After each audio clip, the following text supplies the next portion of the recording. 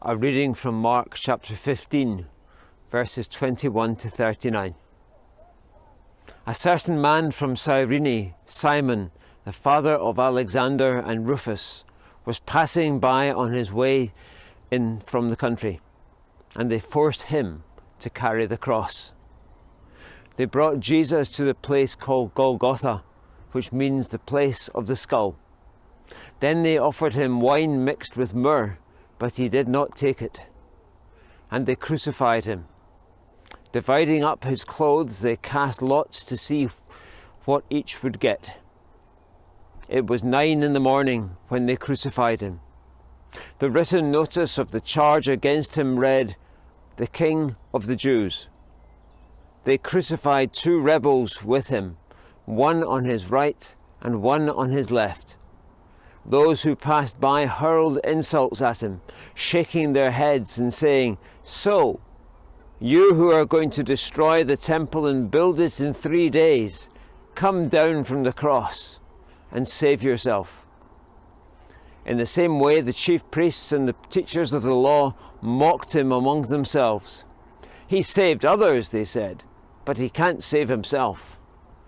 Let this Messiah, this King of Israel, come down from the cross, that we may see and believe." Those crucified with him also heaped insults on him. At noon, darkness came over the whole land until 3 p.m. And at 3 p.m, Jesus cried out in a loud voice, "Eloi, Eloi, lema sabachthani," which means, my God, why have you forsaken me?" When some of those standing near heard this, they said, "Listen, he's calling Elijah." Someone ran, filled a sponge with wine vinegar, put it on a staff and offered it to Jesus to drink. "Now leave him alone. Let's see if Elijah comes down to take him down," he said. With a loud cry, Jesus breathed his last. The curtain of the temple was torn in two from top to bottom. And when the centurion who stood there in front of Jesus saw how he died, he said, "Surely this man was the Son of God."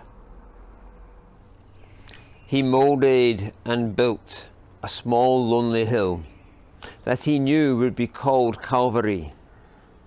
Then he made the seed that would grow to be thorns that would make his son bleed. Then he made a green stem, gave it leaves, and then gave it sunshine and rain and sheltered it with moss. He grew the tree that he knew would be used to make the old rugged cross. And nothing took his life. With great love he gave it. And he was crucified on a tree that he created. With great love for man, God stayed with his plan. He grew the tree so that we might go free. With tears in his eyes, God looked down through time, saw his son spat upon, rejected and mocked. Still, he grew the tree that he knew would be used to make the old rugged cross.